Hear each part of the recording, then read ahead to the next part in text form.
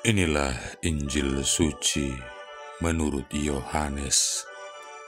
Dalam amanat perpisahannya, Yesus berkata kepada murid-muridnya, "Jika seorang mengasihi Aku, ia akan menuruti firman-Ku, dan Bapa-Ku akan mengasihi dia, dan Kami akan datang kepadanya dan diam bersama-sama dengan dia.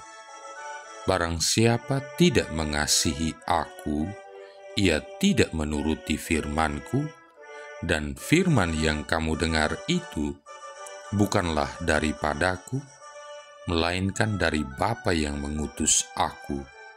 Semuanya itu kukatakan kepadamu selagi Aku berada bersama-sama dengan kamu. Tetapi penghibur, yaitu Roh Kudus, yang akan diutus oleh Bapa dalam namaku, dialah yang akan mengajarkan segala sesuatu kepadamu dan akan mengingatkan kamu akan semua yang telah kukatakan kepadamu. Damai sejahtera kutinggalkan bagimu. Damai sejahteraku kuberikan kepadamu, dan apa yang kuberikan tidak seperti yang diberikan oleh dunia kepadamu. Janganlah gelisah dan gentar hatimu. Kamu telah mendengar bahwa Aku telah berkata kepadamu, Aku pergi, tetapi Aku datang kembali kepadamu. Sekiranya kamu mengasihi Aku, kamu tentu akan bersuka cita karena Aku pergi kepada Bapa-Ku. Sebab Bapa lebih besar daripada Aku, dan sekarang juga Aku mengatakannya kepadamu sebelum hal itu terjadi, supaya kamu percaya apabila hal itu terjadi." Demikianlah sabda Tuhan. Saudara-saudari yang terkasih, Penginjil Yohanes berbicara tentang cinta kasih sejati sebagai dasar dari segala sesuatu. Bapa mencintai Putra, Putra mencintai Bapa, Bapa mencintai kita manusia, Yesus pun mencintai kita. Kita mencintai Allah lewat Yesus Kristus dan mencintai satu sama lain. Cinta mengikat dan menghubungkan Allah dengan manusia, surga dan bumi, manusia dengan sesama, individu dengan individu. Cinta kasih yang merupakan basis kedamaian hidup sesungguhnya sangat indah dan mulia, tetapi sulit dihayati. Pengalaman mengajarkan bahwa kita gampang menyelewengkan cinta yang tulus, gampang tidak setia, mudah jadi pengkhianat cinta. Para rasul yang hendak ditinggalkan Yesus tidak luput dari ancaman untuk tidak setia dalam iman, harap, dan kasih. Mereka masih sangat labil, lemah dalam iman dan harap dan kasih. Cinta kasih mereka kepada Allah belum teruji, dan ternyata taat kepada Yesus, menuruti perintahnya bukanlah hal yang mudah. Karena itu, Yesus minta agar Bapa mengirimkan penolong yang lain, yaitu Roh Kudus, Roh Penghibur, Roh cinta Bapa dan Putra yang akan menyertai, memberi kekuatan dan bantuan kepada para murid, dan semoga kita sekalian agar mampu mencintai Bapa dan Putra. Saudara-saudari yang terkasih, bukti dari kasih yang sudah teruji adalah ketaatan.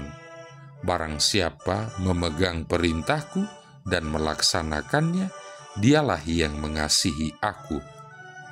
Orang yang mencintai Yesus dan mentaati perintahnya akan menerima hidup Yesus sendiri, mengalami Yesus yang bangkit dari alam maut dan masuk dalam kepenuhan hidup.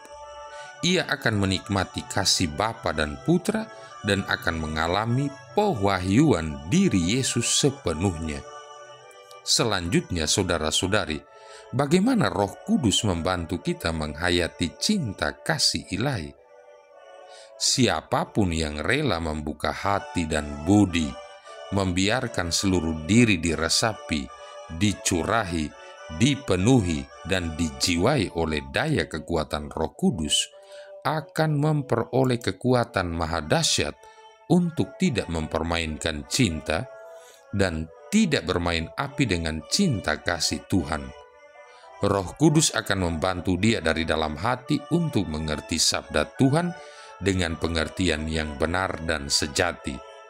Dari luar, dia akan dibantu dengan jaminan iman dan harap untuk mampu menangkap makna sesungguhnya dari sejarah dan pengalaman hidup. Cinta palsu, pengabdian palsu, hidup yang palsu, janji palsu yang membohongi banyak orang semakin marak terjadi karena Roh Kudus telah dihalau dan dibungkam dalam hidup. Jadinya, bukan hanya Kristus yang disalibkan dan dibunuh di atas salib, tapi Roh Kudus juga sudah dibunuh dan disalibkan. Suara suci Roh Allah sudah lama hilang dari hati sanubari manusia. Akibatnya memang parah. Kemana-mana ramai bergentayangan roh manusia yang sudah dikendalikan nafsu-nafsu untuk mengisi segala kekurangan dirinya dengan perbuatan-perbuatan laknat dan tak halal, menggantikan kerajaan Allah dengan kerajaan manusia. Relasi harmonis dan sejati antar manusia dimanipulasi oleh berbagai kepentingan cinta diri. Singkatnya, kedamaian di dalam hati tak terasa lagi ketika sumber cinta kasih sejati, Roh Suci Allah, tidak lagi mendapat tempat di hati kita ketika kita tidak lagi mengasihi Allah dan melakukan perintah-perintahnya. Aku akan minta kepada Bapa, dan Ia akan memberikan kepadamu seorang penolong yang lain, supaya Ia menyertai kamu selama-lamanya, yaitu Roh kebenaran. Inilah kebutuhan dasar gereja. Kita membutuhkan Roh kebenaran atas segala yang palsu, agar segala yang palsu dapat dipulihkan. Kita membutuhkan Roh Kudus agar segala yang najis dan kotor dibersihkan, sehingga dunia dan hidup kita yang suram diganti dunia yang cemerlang karena sinar kasih dan harapan yang dicurahkan oleh Roh Kudus. Kita membutuhkan Roh Allah agar dunia dan hidup yang pesimis dan mandek diganti optimisme dan dinamisme hidup yang membuat hidup lebih cerah karena diterangi cahaya kasih ilahi. Semoga Roh Kudus membantu kita untuk sanggup menghayati cinta kasih sejati dan memperoleh kehidupan secara berlimpah-limpah di dalam kedamaian Kristus, Tuhan dan Penebus kita. Saudara-saudari yang terkasih, saya mengakhiri permenungan ini dengan sebuah cerita. Antara Argentina dan Chili tidak pernah terjadi perang, tetapi pada tahun 1899 terjadi sengketa perbatasan yang memuncak pada perang terbuka. Pada tahun itu, angkatan perang Argentina dan Chili sudah mengambil posisi untuk saling menyerang, dan perang sudah tidak terhindarkan lagi. Selama 3 hari suci, Monsinyur Bonaventura, Uskup Agung Buenos Aires pada waktu itu, menyerukan perdamaian di dalam khotbah-khotbahnya. Berita tentang perdamaian itu diteruskan juga kepada uskup di Chili. Perlahan-lahan khotbah perdamaian itu menjalar dan kedua pemerintah dipaksa oleh rakyatnya untuk menyerahkan sengketa itu kepada Raja Edward ke-7 dari Inggris sebagai penengah. Akhirnya, kedua pemerintah menandatangani persetujuan damai, dan sejak itu semua senjata di perbatasan tidak berguna lagi. Semua senjata kemudian dibawa ke Buenos Aires, dicairkan dan dicetak menjadi patung Yesus yang sekarang dikenal sebagai Kristus dari Andes, dengan tangan kanan memberi berkat dan tangan kiri memegang salib. Akhirnya diputuskan bahwa patung besar itu akan dibawa naik ke pegunungan setinggi 13.000 kaki di perbatasan antara Argentina dan Chili. Patung tersebut diangkut oleh kereta api sampai di stasiun yang terakhir, kemudian diangkut oleh kereta-kereta yang ditarik oleh bagal, dan pada bagian yang curam, patung itu ditarik dengan tali oleh para serdadu dan oleh para pelaut. Pada tanggal 13 Maret 1904, patung itu ditegakkan dan berdiri sampai sekarang.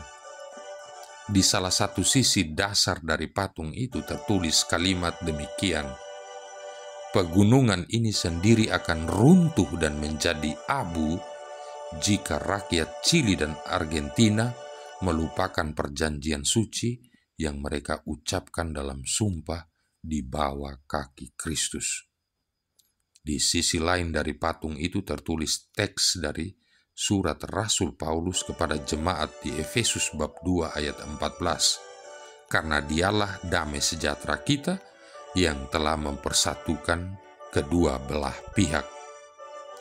Tetapi karena patung itu menghadap ke Argentina dan membelakangi Chili, maka beberapa orang Chili yang suka akan perdamaian sering berkata, "Tidak apa-apa, Kristus perlu mengawasi pihak Argentina." Atau dengan kata lain, Kristus perlu mengawasi pihak yang suka berperang, suka berkelahi, dan suka menyerang. Di tempat kita sendiri, di dalam rumah kita masing-masing, Kristus Raja Damai perlu diletakkan di mana dan menghadap kepada siapa. Rasanya kita kebingungan menentukan Kristus harus diletakkan di mana dan menghadap ke siapa. Menghadap ke suami-suami atau bapak-bapak yang suka mabuk, suka judi, malas doa dan malas misa. Atau menghadap ke istri-istri atau ibu-ibu yang cerewet dan suka gosip. Atau menghadap ke anak-anak yang otaknya tidak beres, sekolahnya tidak jelas, belajarnya malas, dan hidup semau gue. Marilah berdoa. Allah Bapa yang Maha Pengasih, curahkanlah Roh Kudus-Mu kepada kami, agar kami dapat hidup bersatu sebagai sahabat-sahabat Putra-Mu. Kami mohon, semoga dengan daya Roh-Mu itu, kami juga dapat menghasilkan buah-buah iman dan cinta kasih dalam hidup kami sehari-hari. Dengan pengantaran Yesus Kristus Putra-Mu Tuhan kami, yang bersama dengan Dikau dalam persatuan Roh Kudus hidup dan berkuasa, satu Allah sepanjang segala masa. Tuhan memberkati kita sekalian, Bapa, Putra, dan Roh Kudus.